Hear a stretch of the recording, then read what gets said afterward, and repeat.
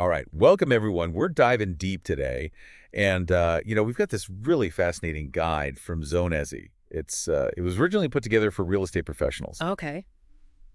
but honestly, the stuff in here, it's gold for anyone because it boils down to the power of words, Absolutely. how we use them, how they shape perception, how they can make or break a deal, Yeah. you know. It's true. This guide, it doesn't just tell you what to say, it gets into the why. Why some phrases, even ones we use all the time, can actually backfire. Yeah, yeah, totally. Especially when you're trying to persuade someone or build trust. Like in real estate, the wrong phrase can cost you a client. And that's what we're extracting here today. Yeah. Not just for real estate folks, though. Let's see. Think about it. Yeah. Have you ever felt like, man, I just didn't get my point across? Or, I wish I'd handled that negotiation differently. This deep dive is about giving you the tools to nail those situations. And it all comes back to communication. Whether you're closing a deal, pitching an idea, or just trying to connect with someone, the principles we're uncovering, they're universally applicable. Exactly.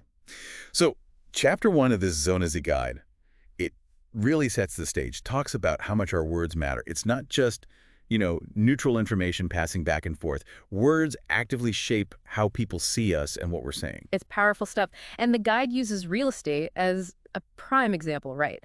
A real estate agent who communicates clearly, who chooses their words carefully, they're going to have a much higher chance of success. Makes total sense. And right away, the guide jumps into cliches and vague language, like those salesy phrases we've all heard a million times. This won't last long, or a once-in-a-lifetime opportunity. Oh, yeah, for sure. Now, those might sound good at first, but the guide points out how empty they often are. They lack sincerity. They don't give you any real substance. It's like, okay, this won't last long, but why not? Yeah, it's like, give me some detail. Exactly. What's the data behind that statement? What makes it so special? So the takeaway for anyone listening is this. Ditch the vague, embrace the specific. Instead of fantastic opportunity, tell me why it's fantastic. What problem does it solve? What makes it stand out? Right, and when you give those specific details, you're not only making your statement more believable, you're showing you've actually thought it through. That builds trust way faster than any empty phrase. Big time. And the guide gets into misleading marketing tactics, which, honestly, this is relevant for way more than just selling houses. Yeah, it's everywhere. Think about those ambiguous claims, those over-the-top descriptions, luxury living, breathtaking views. The guide suggests that while these might grab attention, they can also really backfire. Especially with people who value honesty and transparency. Exactly. If you set an expectation that's not met, you're going to have a disappointed customer and probably damage your reputation in the process. The guide recommends sticking to factual descriptions, grounding your claims in evidence. So instead of just saying breathtaking views, show me picture, give me some context, Yeah, let the facts speak for themselves. So for anyone in marketing, or really anyone trying to present something in a positive light, remember, resist the urge to overhype. If you've got a great product or service, let its strengths shine through honestly. Don't rely on fluff and exaggeration. And that ties into the next point the guide makes about handling objections. Okay. That classic line, I understand your concerns. We've all heard it, and we've probably all said it. Oh, yeah. But the guide points out how dismissive that can sound if it's not followed up with genuine engagement. It's almost like you're saying, yeah, whatever, but I'm still right. It's all in the delivery, isn't it? Totally. The key is to really acknowledge the other person's perspective, to actively listen to what they're saying, and then offer a solution that actually addresses their specific point. So instead of just saying, I understand, you might say, that's a great point, and I can see why you'd feel that way. Here's how we can address that. Exactly. You're validating their feelings, showing them you've heard them, and then providing a path forward. And that builds a much more collaborative and trusting relationship. For sure. And something that a lot of people struggle with, especially those in client-facing roles, is the power of saying no. Oh, yeah, that could be tough. The guide talks about how vague refusals, like, I'll see what I can do, can lead to all sorts of problems. You might end up overcommitted, unable to deliver, and everyone's unhappy. You gotta set those boundaries. Exactly. And the guide recommends clear, professional communication. Instead of that wishy-washy maybe, try something like, I'm unable to accommodate that specific request at this time, but, and then offer an alternative or explain your reasoning. It's not about being rude. It's about being upfront and respecting everyone's time. Right, and that actually reinforces your authority. It shows you know your limits, you value your commitments, and you're not just going to say yes to everything. And that builds respect in the long run. Now, the guide then gives this really helpful overview of some common communication traps that real estate agents often fall into. And honestly, these apply to everyone. They're so common. Yeah. Like saying things like, this is a great deal, or you won't find a better price. They might seem harmless, but they're subjective claims without any real backing. The guide stresses the importance of being transparent, factual, and providing evidence to support your statements. So instead of just saying great deal, explain why it's a great deal. What are the comps? What makes this one stand out? Give people the information they need to make an informed decision. Don't just try to push them with empty claims. And this applies to any situation, whether you're selling a product, negotiating a salary, or even just trying to convince your friend to try a new restaurant. Back up your statements. Absolutely. And then the guide digs deeper into responding to objections and some common mistakes people make, like dismissing concerns with those generic reassurances. Trust me, you'll get used to it. That kind of thing. Oh yeah, we all know those. They're just not effective. You're not really addressing the issue. You're just kind of brushing it aside. And that can make people feel invalidated. The guide suggests a much more proactive approach, actually listening to the objection, empathizing with the person's perspective, and then crucially, backing up your response with data or logic. So instead of trust me, maybe try. I understand why you'd be concerned about that. Here's some data that shows. Or here's how we've successfully addressed this in the past. You're showing them you've heard them, and you're offering a real solution, not just a pat on the head. Exactly. And the guide comes back to misleading marketing, this time with a focus on exaggerating property features, like saying a place is move-in ready when it clearly needs work. Yeah, that's setting people up for disappointment. Honesty and accuracy are key, according to the guide. You got to set realistic expectations from the get-go. And this goes for anything you're presenting, not just real estate. Be upfront about the condition, the limitations, the realistic timeline. It might not sound as flashy, but it builds trust in the long run. Absolutely. And the last part of Chapter 1 talks about ineffective negotiation tactics, specifically confrontational language, like saying, you're going to have to accept this, or this is my final offer. That just shuts down the conversation. The guide recommends a much more collaborative approach, using language that encourages dialogue and problem solving. So instead of you have to, maybe try something like, let's explore some options that work for both of us. Yeah, make it a partnership, not a battle. Exactly. Now, moving on to Chapter 2, this one gets into those subtle phrases that can really undermine your authority and make people doubt you. Oh, interesting. It starts with something that seems small, but it's huge. Using words like, I think, or maybe. I do that all the time. We all do. But the guide points out how these qualifiers can make you sound unsure of yourself, even if you're actually quite knowledgeable. It makes you sound less confident, less authoritative. Exactly. So the advice is to replace those wishy-washy phrases with more assertive language. Instead of, I think, based on my experience, or the data suggests. It's a subtle shift, but it makes a big difference in how you come across. Big time. And the guide highlights other phrases that can damage your credibility, like, I'm not sure, or I'll try. Yeah, while honesty is important, those phrases can make you seem unreliable. Exactly. People want to work with someone who's competent and dependable. So instead of, I'm not sure, maybe try. Let me look into that and get back to you. Or instead of I'll try, say I'll make sure that gets done. It shows you taking ownership and you're committed to finding a solution. It's about being the go-to person, the one who gets things done. Now, within this context of authority, the guide gives a really interesting example related to saying no. It talks about the power of a phrase like, while I cannot accommodate that specific request, I can suggest. I like that. It's a way to decline something while still maintaining professionalism and, importantly, keeping the door open for collaboration. You're not just shutting them down, you're offering alternatives, showing them you're still willing to help in other ways. Exactly. It's a much more positive and productive approach than a flat-out no. And the guide brings it back to misleading marketing, this time focusing on how it can erode your authority.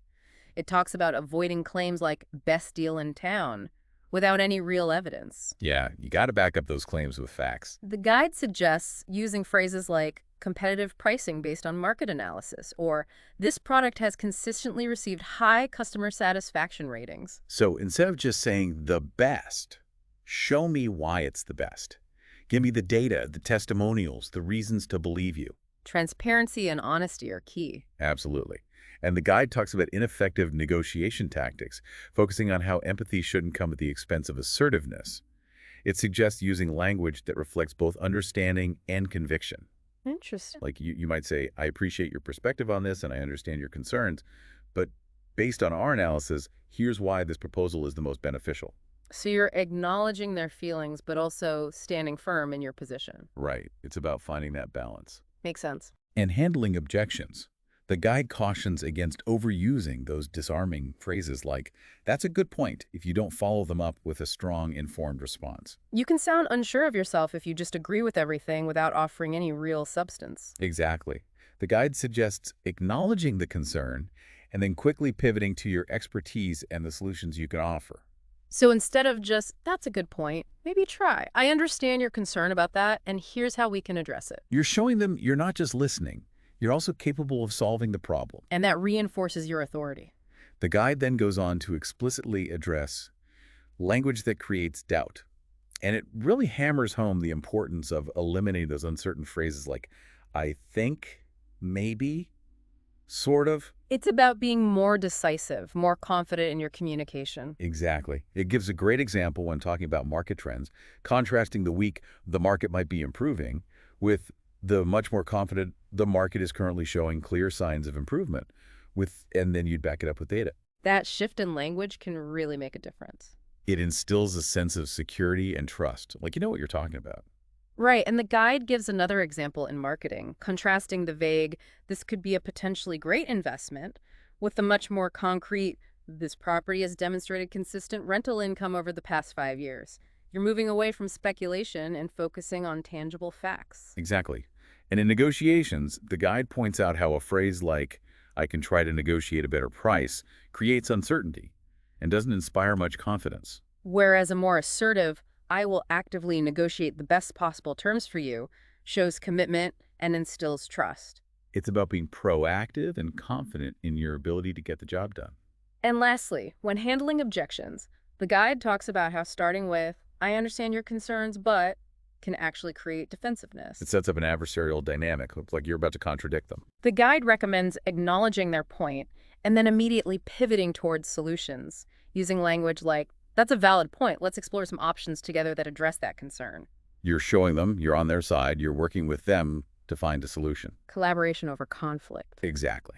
And that brings us to Chapter 3, which tackles overused expressions and jargon, both of which can be real communication killers. Oh, yeah, we've all encountered that. The guide starts by talking about how those seemingly harmless cliches like, I understand how you feel, or this is a great opportunity, can actually come across as insincere. They lack that personal touch, that genuine connection. Right, it's like you're just going through the motions, not really engaging with the other person. And when it comes to misleading marketing, the guide warns against using phrases like must-see property or move-in ready without any factual backing.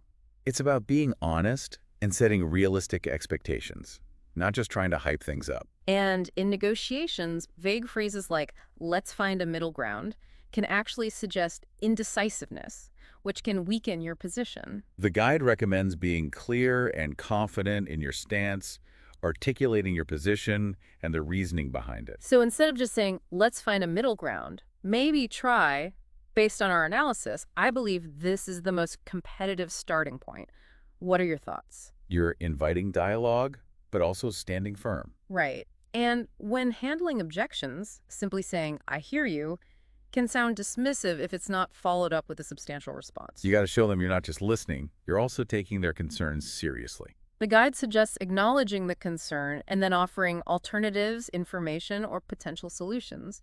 Like, if someone's worried about the price, you might say, I understand you're concerned about the price point, and here's a breakdown of what's included and how it compares to similar offerings. You're addressing their concern head on and providing them with the information they need to make an informed decision. Exactly. And then the guide dives into the perils of jargon. Using industry-specific terms that your audience might not understand can create a real barrier to communication. It can make people feel excluded, confused, and less likely to trust you. Simplify your language, break down those complex concepts into everyday terms. Make sure everyone's on the same page. The guide gives the example of hot market. Just saying the market is hot doesn't really tell me anything unless you explain what that means for me as a buyer or seller. Right. What are the practical implications? How does it affect my decision-making? Exactly. And misleading marketing can also involve jargon. Phrases like exclusive listing or once-in-a-lifetime opportunity can be misleading if they're not genuinely accurate or if the implications aren't clearly explained. Again, it's about honesty and transparency. If you're going to use those terms, make sure you're backing them up with substance. And when handling objections that involve technical terms, the guide recommends breaking those down into plain language, explaining the tangible benefits. So instead of just saying robust ROI, explain what that actually means in terms of potential earnings or returns. Make it relatable, make it understandable. And when declining requests, avoid using vague internal jargon. Be professional, respectful, and give clear reasons for your decision. Transparency builds trust, even when you're saying no. Absolutely. Now, Chapter 3 goes on to offer some really helpful constructive alternatives to these common pitfalls. Okay, I like that. For example, when faced with client objections, it contrasts the blunt, "that's not true," with the much more collaborative, "I understand your concern, and here's how I can help address that." That immediately changes the tone from confrontational to cooperative. It shows you're willing to work with them, not against them. And when it comes to projecting confidence, the guide contrasts the hesitant, "I think this might work," with the more decisive, "based on my experience and analysis, I recommend this approach." That's the difference between sounding unsure and sounding like an expert. Right. And in negotiations, it contrasts the closed off, "I can't do that," with the more open, "let's explore some options together that could potentially work for both of us." You're inviting dialogue. You're showing them you're flexible and willing to find a solution. And lastly, when it comes to saying no professionally, it contrasts a flat-out no with a more empathetic, "I understand this is important to you, but unfortunately I cannot accommodate that request at this time." It's a way to decline something while still being respectful and maintaining a positive relationship. It's all about those subtle shifts in language that can make a big difference in how you're perceived. Now, Chapter 4 dives into the dangers of exaggeration and the importance of honest marketing. It really stresses how inflating values or overselling can damage your credibility in the long run. You might get away with it in the short term, but eventually it'll catch up with you. Exactly. And the guide points out specific phrases to watch out for, like one of a kind, absolutely perfect, the best on the market. Instead, focus on providing clear, factual descriptions that highlight the specific features and benefits. So instead of absolutely perfect, you might say spacious layout with updated appliances, ideal for a growing family. Give them the details, let them decide for themselves if it's perfect. When it comes to misleading marketing, the guide warns against claims like best value in the neighborhood without any real market context. Use data, use comparisons, show me why it's the best value. Don't just make empty claims. And in negotiations, avoid statements like, "this is the best offer you'll ever get." That kind of pressure tactic can actually backfire. You can make people feel like you're not being honest with them. Present your offer within the context of market data.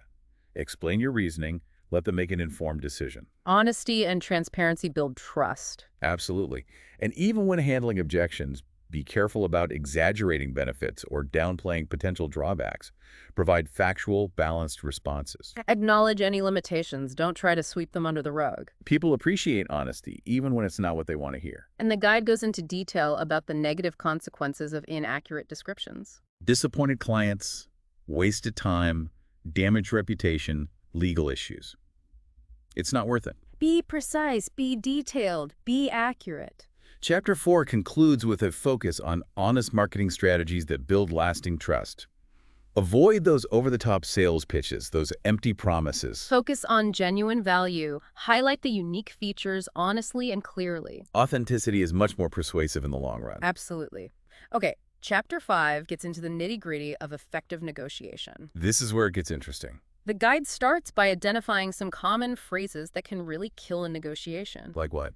Things like, "I understand your position," which can sound dismissive, or "this is the best deal you will find," which comes across as arrogant. Yeah, those are not helpful. Also, phrases like, "that's not how it works," which can be condescending, or simply, "I can't help you with that," which is just negative and unhelpful. So what are some better alternatives? Instead of, "I understand your position," try something like, "I see where you're coming from, and let's explore that further." For "this is the best deal," maybe say, "I believe this offer is competitive given current market conditions, and here's why." Instead of "that's not how it works," try, "let's look into that together and see what options we have." And instead of "I can't help you," offer a solution. "While I can't assist directly with that, I can connect you with someone who can. It's about shifting from a combative stance to a collaborative one. Exactly. And the guide talks about framing offers effectively. Avoid vague language like, this is a pretty good deal. Be specific about what makes it exceptional. Back up your claims with data. So instead of pretty good deal, you might say, this property is priced 5% below the recent average for comparable homes in this area, and it features a newly renovated kitchen. You're giving them concrete reasons to be interested. And when framing your negotiation strategy, avoid wishy-washy phrases like, I can maybe consider that. Use more definitive language like, I am willing to negotiate on this point, within these parameters. You're showing them you're serious and you know what you're willing to compromise on. And when presenting offers, be assertive and highlight the key benefits. Instead of, you might want to consider this, try. This offer stands out because it provides immediate equity potential and aligns with your stated investment goals. You're making it clear why this offer is valuable to them. And lastly, when handling objections during negotiations, don't be dismissive. Acknowledge their concerns and offer solutions. Instead of, that probably won't be a problem, try. I understand that the timeline is a concern for you. Let's discuss our project management process and ensure we're on track. You're showing them you're listening and you're taking their concerns seriously. Okay, Chapter 6 focuses on building rapport and effectively handling objections. This is all about creating those strong, positive relationships that are so crucial for success. The guide stresses the importance of using language that fosters trust and prevents misunderstandings. And it starts with avoiding jargon. Instead of excellent ROI potential, try. This property has the potential to earn you a good return on your investment over time. Make it clear. Make it relatable. And when addressing objections, lead with empathy. Instead of, you're not understanding what I'm saying, try, I see why you might feel that way. Let's walk through the details together. You're acknowledging their feelings and showing them you're willing to work towards mutual understanding. And in negotiations, avoid inflexible phrases like, this is my final offer, take it or leave it. Try a more collaborative approach. I believe this offer represents a fair value based on, explain your reasoning. What are your thoughts on these terms? You're inviting dialogue. You're showing them you're open to discussion. And with declining requests, be empathetic and helpful, even if you can't give them exactly what they want. Instead of, no, I can't help you with that, try, I appreciate you reaching out. While I'm unable to assist with that specific request at this time, I'd be happy to point you towards some resources that might be helpful. You're preserving the relationship and showing them you're still on their side. The guide then lists some common client objections, like concerns about pricing, fees, market conditions, requests for services outside your scope. These are the pressure points where your communication skills really matter. And it offers effective response strategies for each one. For pricing concerns, use data and comparisons. Let's look at the recent sales data for comparable properties. For objections about fees, highlight your value. Let me walk you through the comprehensive marketing strategy I've developed. For worries about market conditions, offer reassurance and explain current trends. While market conditions fluctuate, there are still many active buyers. And for requests outside your scope, suggest alternatives. While that specific service is outside our standard agreement, I can recommend some highly reputable professionals. It's all about addressing the concern head-on, providing factual information, and focusing on solutions. The guide then talks about transforming objections into opportunities. Instead of seeing them as roadblocks, see them as chances to learn more about your client's needs and concerns. It's about turning a potential conflict into a moment of deeper understanding. Listen actively, empathize, reframe objections as questions you can explore together. And avoid defensive responses. Instead of, that's not true, try. I can see why you might feel that way, and here's why I see it differently. It's about fostering a collaborative, problem-solving mindset. The guide also stresses mindful language during negotiations, being transparent, setting realistic expectations. Honesty and clarity are key to a smooth and successful negotiation. And it talks about tactfully declining requests, using phrases like, I appreciate your suggestion, and while that doesn't align with our current strategy, I value your input. You're acknowledging their contribution while still setting a boundary. And finally, Chapter 6 concludes with a focus on using language that reassures and persuades. Avoid uncertainty, avoid dismissiveness, be confident, be supportive, be transparent, be empathetic. It's about choosing your words carefully to create the desired impact. All right, Chapter 7 is all about the art of saying no professionally. That can be a tough one. It really can.